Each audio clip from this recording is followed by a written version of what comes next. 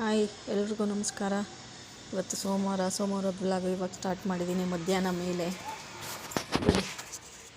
ಕೆಲಸ ಸ್ಟಾರ್ಟ್ ಮಾಡಿದ್ದೀನಿ. ಇವಾಗ ದೇವ್ರ ಮನೆ ಎಲ್ಲ ಕ್ಲೀನ್ ಮಾಡೋಣ ಅಂತ ಎಲ್ಲ ಎತ್ತಿಕ್ಕಿದ್ದೀನಿ. ಎಲ್ಲ ದೇವ್ರ ಸಾಮಾನೆಲ್ಲ ತೊಳಿಬೇಕು. ಇವಾಗ ದೇವ್ರ ಮನೆ ಎಲ್ಲ ಒರೆಸಿ ಎಲ್ಲ ದೇವ್ರ ಸಾಮಾನೆಲ್ಲ ಎತ್ತಿಕ್ಕೊಂಡು ಇವತ್ತು ಮಧ್ಯಾಹ್ನ ಅಡುಗೆ ಹಸಿ ಅವರೆಕಾಳು ಉಪ್ಸಾರು ಮಾಡಿ ಇಟ್ಕೊಂಡಿದ್ದೀನಿ. ನಮ್ಮ ಮನೆಯವರು ಊಟಕ್ಕೆ ಬರ್ತೀನಿ ಮಧ್ಯಾಹ್ನಕ್ಕೆ ಅಂದರು. ಅದಕ್ಕೆ ಉಪ್ಸಾರು, ಅದೇ ಖಾರ ಬೇರೆ ನೀರು ಬೇರೆ ಮಾಡ್ತಾರಲ್ಲ ಆ ಥರ ಮಾಡಿದ್ದೀನಿ.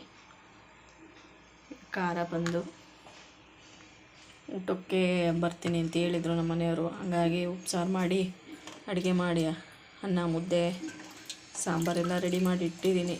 ಅವ್ರು ಇನ್ನೂ ಎಷ್ಟೊತ್ತಿಗೆ ಬರ್ತಾರೇನೋ ಗೊತ್ತಿಲ್ಲ. ಅಷ್ಟರಲ್ಲಿ ಅವ್ರು ಬರೋ ಅಷ್ಟರಲ್ಲಿ ದೇವ್ರ ಸಾಮಾನೆಲ್ಲ ಕ್ಲೀನ್ ಮಾಡ್ಕೊಂಬಿಡೋಣ ಅಂತ ತೊಳೆಯೋಕ್ಕೆ ಅಂತ ಬಂದಿದ್ದೀನಿ. ಬನ್ನಿ ದೇವ್ರ ಸಾಮಾನು ತೊಳೆಯೋಣ. ನೋಡಿ ಫೈನಲಿ ದೇವ್ರ ಸಾಮಾನು ತೊಳೆದು ಇಟ್ಕೊಂಡಿದ್ದೀನಿ. ಇದೊಂದಿದೆ, ತೊಳೆದ್ಬಿಟ್ಟು ದೇವ್ರ ಮನೆ ಕ್ಲೀನ್ ಮಾಡಬೇಕು ಇವಾಗ. ನೋಡಿ ಫೈನಲಿ ದೇವ್ರ ಮನೆ ಸಾಮಾನೆಲ್ಲ ತೊಳೆದಿಟ್ಕೊಂಡಿದ್ದೀನಿ. ಆಮೇಲೆ ಅದು ಒಗ್ದಿರೋ ಬಟ್ಟೆ, ನೀಟಾಗಿರೋ ಬಟ್ಟೆ ತೊಗೊಂಡು ದೇವ್ರ ಸಾಮಾನೆಲ್ಲ ಒಣಗಿರೋ ಒಂದು ಕಾಟನ್ ಬಟ್ಟೆ ತೊಗೊಂಡು ಒರೆಸ್ಕೊಂಡ್ರೆ ಅದು ಮೇಲ್ಗಡೆ ಈ ಥರ ನೀರು ಕೂತಿರುತ್ತಲ್ಲ ಹನಿ ಅದೆಲ್ಲ ನೀಟಾಗಿ ಒರೆಸ್ಕೊಂಡ್ರೆ ಹನಿ ಮಾರ್ಕ್ ಬರೋಲ್ಲ. ಹಾಗಾಗಿ ಒಂದು ಕಾಟನ್ ಬಟ್ಟೆ ತೊಗೊಂಡು ಚೆನ್ನಾಗಿರೋದು ಒಗ್ದಿರೋದು ಒರೆಸ್ಕೊಂಡು ಎತ್ತಿಕ್ಕೊಂಡ್ರೆ ನೀಟಾಗಿರುತ್ತೆ. ನೋಡಿ ಈ ಥರ ಹನಿ ಎಲ್ಲ ಇರಲ್ಲ, ನೀಟಾಗೆಲ್ಲ ಒರೆಸ್ಕೋಬೇಕು. ನೋಡಿ ಕಳ್ಸಕ್ಕೆ ನೀರು ತುಂಬಿಟ್ಕೊಂಡಿದ್ದೀನಿ.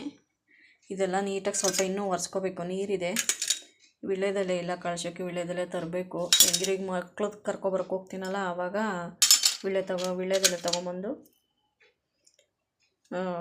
ಕಳ್ಸಕ್ಕಿಟ್ಟು ಸಂಜೆ 5 ಗಂಟೆ 5:15 ಹಿಂಗೆ ಪೂಜೆ ಮಾಡಬೇಕು. ನೋಡಿ ದೇವ್ರ ಸಾಮಾನೆಲ್ಲ ಒರೆಸಿ ಎತ್ತಿಕ್ಕೊಂಡಿದ್ದೀನಿ. ಒಂದು ಪಾತ್ರೆಗೆ ಹಾಕ್ಕೊಂಡು ತಟ್ಟೆಗೆ ಹಾಕ್ಕೊಂಡು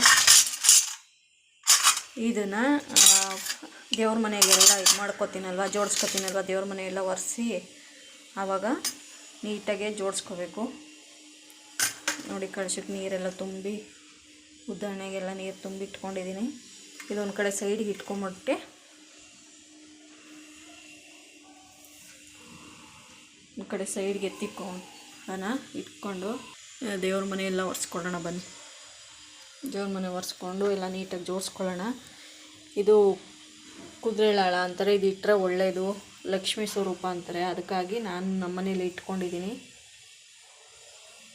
ಇಟ್ಟು ಅರ್ಶಿನ ಕುಂಕುಮ ಎಲ್ಲ ಇಟ್ಟು ಪೂಜೆ ಮಾಡ್ತೀನಿ. ನೀಟಾಗಿ ತೊಳೆದು ದೇವ್ರ ಮನೆ ಕ್ಲೀನ್ ಮಾಡ್ಬೇಕಾರೆಲ್ಲ ದೇವ್ರ ಸಾಮಾನೆಲ್ಲ ತೊಳಿಬೇಕಾದ್ರೆಲ್ಲನೂ ತೊಳೆದು ನೀಟಾಗಿ ಅರ್ಶಿನ ಕುಂಕುಮ ಇಟ್ಟು ನೀಟಾಗಿ ಜೋಡಿಸಿ ಪೂಜೆ ಮಾಡ್ತೀನಿ.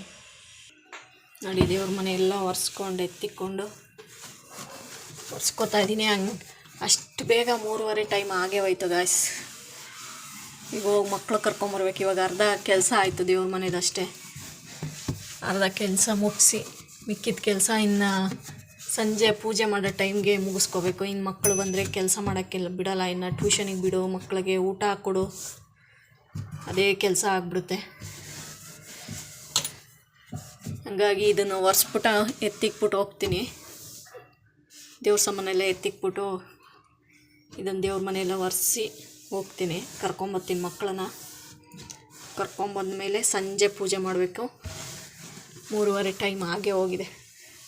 ನಾನು ಈಗ ತಲೆ ಬಾಚ್ಕೊಂಡು ಹೊರಡ್ತೀನಿ ಫ್ರೆಂಡ್ಸ್. ಸ್ಕೂಲಿಗೆ ಹೊರಡೋಕ್ಕಿಂತ ಮುಂಚೆ ಇದೆಲ್ಲ ಪೇಪರೆಲ್ಲ ಹಾಕಿ ನೀಟಾಗಿ ರೆಡಿ ಮಾಡಿ ಇಟ್ಬಿಟ್ಟು ಹೋಗ್ಬಿಡೋಣ ಅಂತ ರೆಡಿ ಮಾಡ್ತಾಯಿದ್ದೀನಿ ಫ್ರೆಂಡ್ಸ್.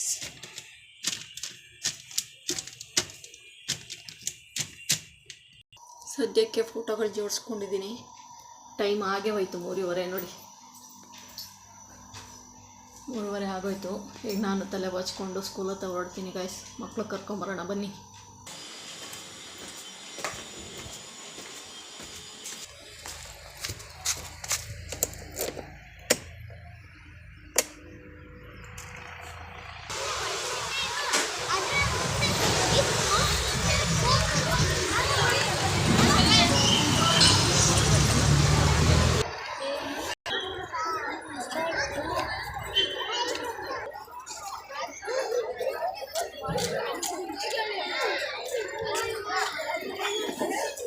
ಆಟ ಆಡಾದ್ಮೇಲೆ ಬಂದು ಬಿಡ್ತಾ ಇದ್ದೀನಿ.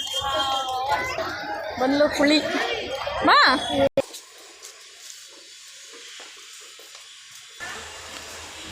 ನೋಡಿ ಗಾಯ್ಸ್, ಮನೆ ಹತ್ರ ಬಂದೆ ಮಕ್ಳು ಕರ್ಕೊಂಡು.